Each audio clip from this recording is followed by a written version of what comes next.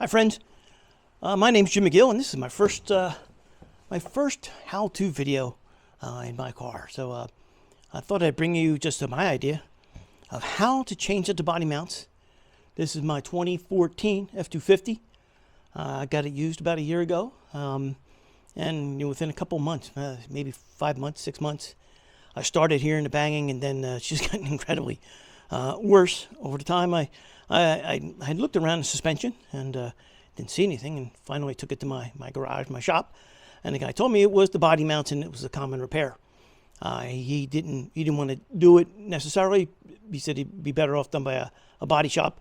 I watched some videos, did a lot of online research, the YouTubes, and I saw a lot of people do them in different ways. I think I came up with something maybe unique. Now, a lot of the folks I saw trying heat were actually applying heat to the bolts on the underside. Now, as a little disclaimer, I'm a little bit older of a fellow. I'm 63 now. I'm retired. I spent a bazillion years in heavy metal bands all throughout the Philadelphia area, falling, knocking things down, injuring myself, and then I spent 25 years in ambulances and helicopters, again, as a nurse, a flight nurse, just tearing my body up left and right. So in the middle of this, when I got the first bolt done, I tried the second bolt, and the second bolt was stuck, as you can imagine, like many other videos you see. And to be honest, with the pain I've suffered over years and the weakness in my arms, there was no way I could get that bolt undone, doing it manually. So I came up with another idea, and I think this will work maybe for older folks like me who have to do this job and have to do it by themselves. I've got a wife here at home, but she's, believe me, she's way too hot for me to have come out here in the garage and help me, and I like it that way. So what I've done here, the first bolt was the furthest back in the body, and I was able to reach behind the seats and use one of those electric heating doohickeys. Now, let me turn my camera around and I'll show it to you if I can. Here, let's see. Right, so here, right there is where's it at? All right. Yeah, there's my electric heating doohickey. Well, we've all seen these things. Right, so what I was able to do, and I did have to modify that hole just a little bit, just open it up. Let's see if I can get a look inside here. Actually, no, I took this, my camera's not pointing straight for some reason. I took the heat doohickey in through the hole, put it over top of the bolt, and heated the bejesus out of it. By the time I got done heating it, the rest of the mount was pretty much on fire underneath the car. But I'm here to tell you, when I hit that thing with the impact wrench, it flew out like butter. It wasn't even a question. It just flew right on out. The camera's not doing something right here. I'm going to hold. There you go. There you go. Just had to straighten out the tilt of my camera. Again, that first bolt came out with butter. Now, I did try the second bolt in the middle of the back floor, the passenger seat's floor, and again, it was incredibly stuck, like everybody else has seen and talked about. And again, with the pain I've suffered over the years of abuse to my body, there was no way I was going to be able to get that thing out. So, as you could see, I took out a back seat.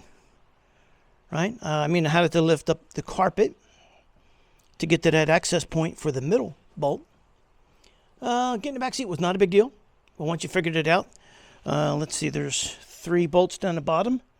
You can see here's one of the holes right there. Right?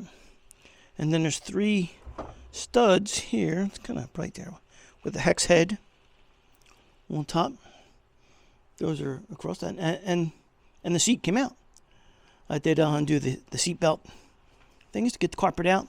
Had to take out a little bit of plastic pieces, but you know, that's not that big of a deal. I went ahead and see how close I can get. I put the heat to that bolt, if you can see it,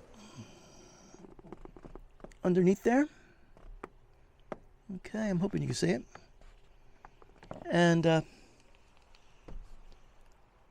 again, when I tell you it came out like butter, I'm not even kidding. It flew right out. Now you got to watch it because that thing is flaming hot when it comes running on out. So while I was here and while I was doing it, I'd only wanted to do the driver's side originally for this time.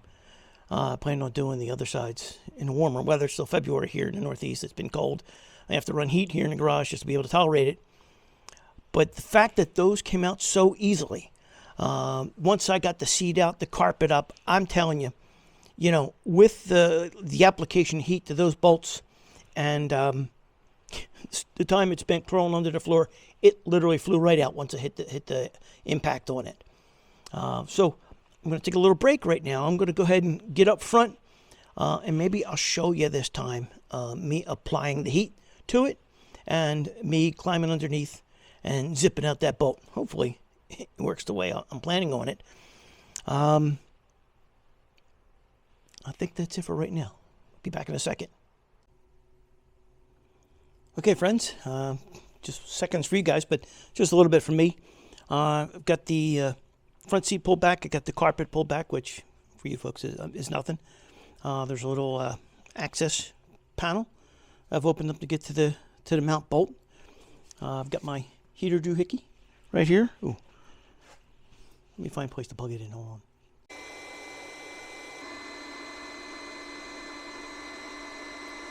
on. Okay, here it is. All right, took me a little bit. You guys can see the bolt, I think. There it is. Okay. How about that? There we go. There we go. I'm getting on top of here. All right, now I'm pressing the button. If I can find it. And there we go.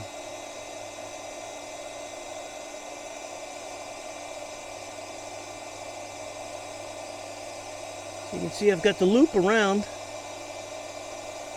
the nut. You see there's some smoke coming out here now. I did use my compressor and blow out a lot of the dust that was in there.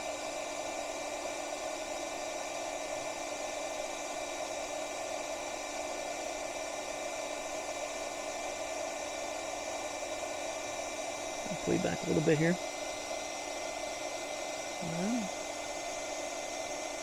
You guys can see it, this heating source is loud. I'm sure you can hear it. I'm sorry about that. You see the smoke coming off of it, and I'm hoping you can. Certainly getting the smell of all this junk burning off of that nut and bolt now. You can see a little bit of redness forming around the base of the bolt and the nut.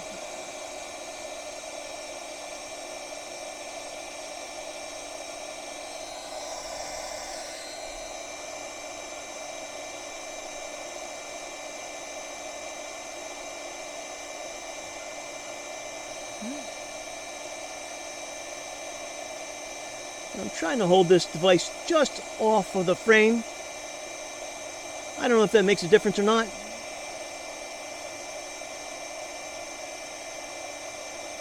But I'm trying to keep it around the nut.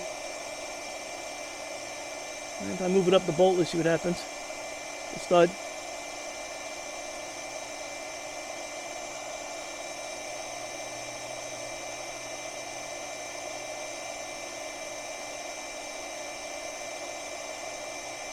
I'm assuming these are the original mounts.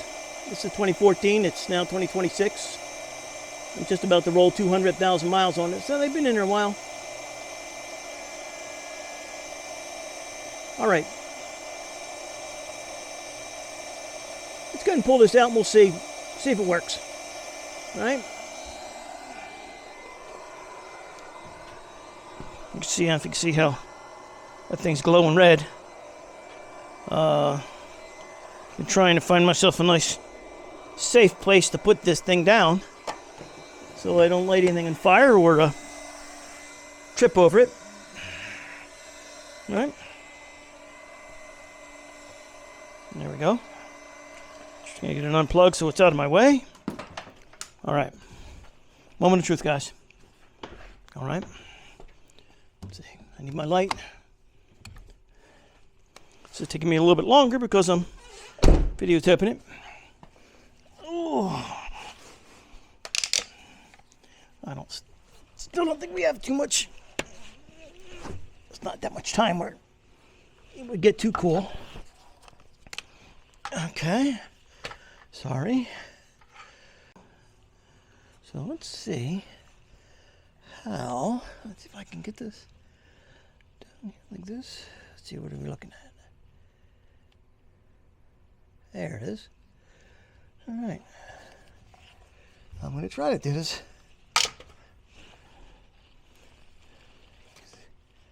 You might figure out this is kind of a pain in the butt. It's a pain in the butt without trying to record it. It's a bigger pain in the butt trying to record it. Okay, here we go. Oh, shit. I have been knocking that light over for 3 days. It's a great little light, but it's not very steady. I think it would rather be hooked up, okay? Going backwards. Okay. One bolt. Ready, here we go.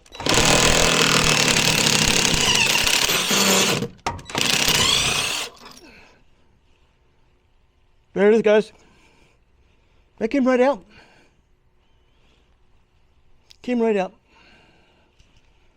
And again,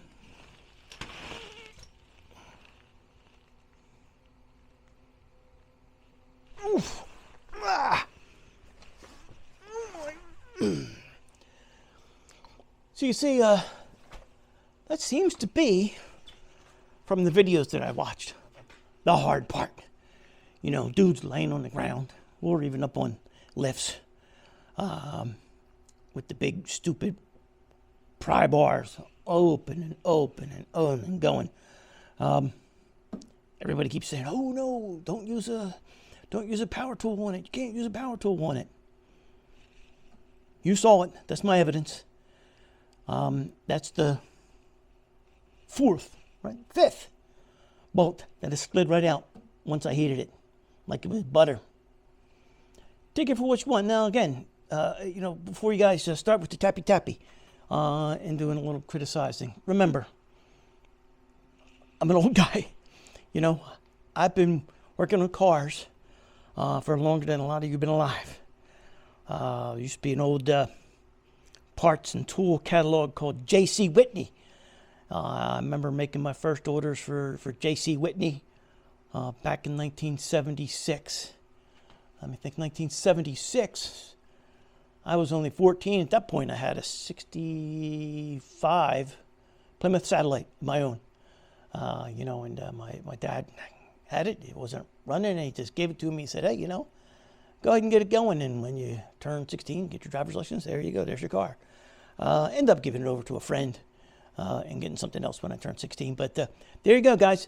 I think a little bit easier way, except, pulling the seat out can be a pain in the butt. But certainly less time on the ground, less time with the breaker bar trying to get them stupid bolts loose. Pull back the carpet, open an little access port, and put some heat on that nut up on the top, and the bolt comes out like butter. Hey friends, it's Jim McGill. Just wanted to drop a quick note in case you folks were wondering. It's the next day. I got the garage warming up, and I should be able to finish that job rather easily. The middle mount is having a hard time coming out, and I've seen that in some of the other videos also. Once you get the bolt out, the rubber mount itself is kind of stuck. Let's see if I can actually show you the mounts. I don't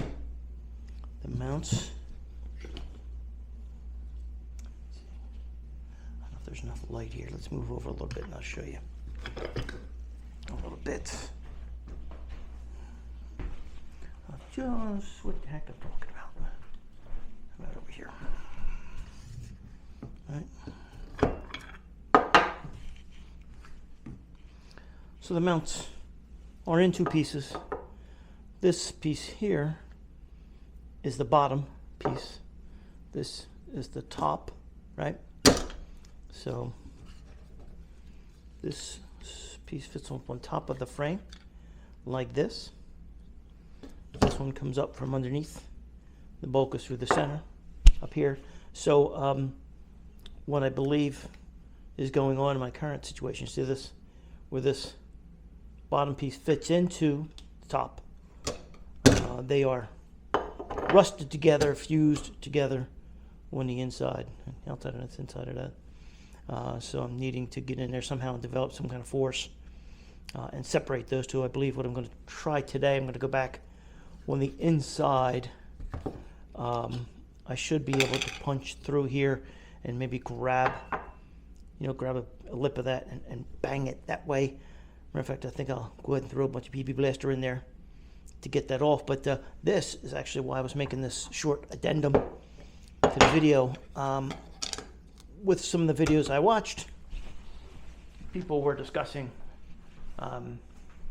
which brand, which type to use, and universally, the S&B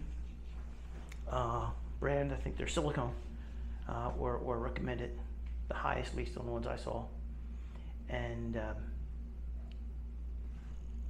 when I did comparisons and watched some videos, it was the S&B were quote unquote expensive, I guess, is what they said. But you know, when I did a quick comparison over a single Dorman times 8 and a whole set of S&B, you know, it wasn't that dramatic. It was a little bit more expensive. I mean, maybe 50, maybe 75. I don't even think it made it to 100, which really didn't mean a whole lot to me versus the quality. I mean, everybody raved about the quality of these S&B mounts, so that's what I went with. I pulled the big ticket, and again, you know, my original plan was to do some of them. I got a trip to Florida I got to get to, going down to the St. Petersburg Indy Grand Prix, the opening race of the season.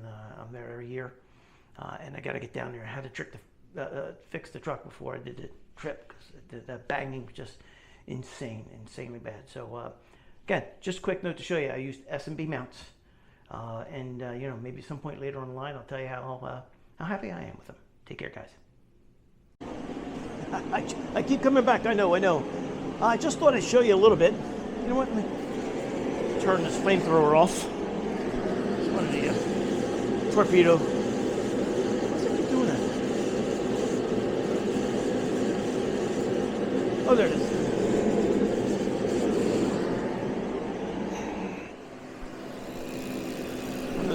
They're called torpedo heaters. Makes a lot of noise. For YouTube land. There it is. I thought I'd come in and show you just exactly what the heck I was talking about. So here you go, right? Here's the hole. You know, I don't know how people tolerate those earbud things. I just can't get them to stay in. Here's the hole, right? There's the nut. Below that is the top, and inside that hole, see if this is the one I'm using. Right. Inside the hole, I can reach down and feel the lip, right? So there's a big opening, but there's a lip here, and that lip, oh geez, markers. That lip is this part, okay? So again, like I talked about, this part is from the bottom up inside, and I believe this part is frozen to this male part is frozen to the female part on the top of the frame. Now, I got to get the camera here steady somehow, so you guys will be able to see it without breaking the camera. Right? Can I get it here? Right. Does it sit steady? It does, doesn't it? Let's see. man, there it is. Okay. So I'm gonna try. Let's see if I can come up a little bit here. Right. I'm gonna try. There's my hand. Well, damaging my camera. I did hit it with a little bit of PB Blaster already.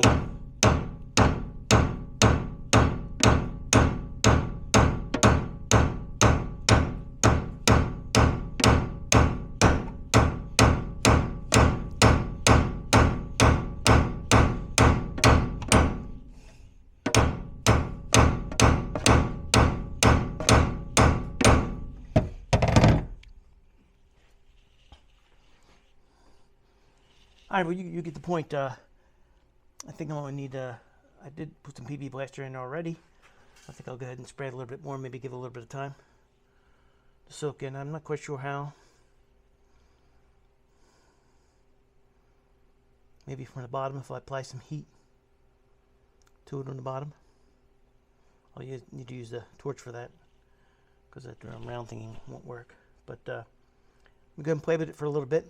If I have a breakthrough, I'll bring these back in. So there you go. It's only been a few seconds for you guys, but it's been about an hour and a half for me trying to get that stupid middle mount undone. And then I had a thought. Here, you'll see it now. Here's the bottom of the middle mount that I got out, and what I used was that there doohickey. You know, it occurred to me that, well, this is like a big washer on the end of a tube. The tube, right, goes up inside. Do I have one? Here, I can show you. I thought I did. Here it is here. This is a new one. But here's the tube, right, that goes up on top, and it would have gone down inside here. The tube came up from that bottom mount, went inside here. So I figured if I could sever that little corner right there where the tube meets the big washer doohickey, it ought to pop right off, and it did. And you know what, it was drilling through solid metal, so you guys know that takes a little bit of time, but you can see inside there, once I drilled through enough, it just fell right off. Grabbed it with a pair of pliers, it popped right off. So there you go. There may be another idea for you folks struggling to get the mounts off after the bolt comes out. On to the rest of the thing. Again, if I run into anything interesting, I'll clue you in. Hey, this is Jim McGill, and I hope you guys enjoyed my first video from inside the garage. If you'd like to see more, I do have a travel YouTube site, Jim McGill's Travels, where I go around and see different things, IndyCar races and other places to go, anywhere I end up. So I appreciate you guys watching my video, and take care. Have a good night.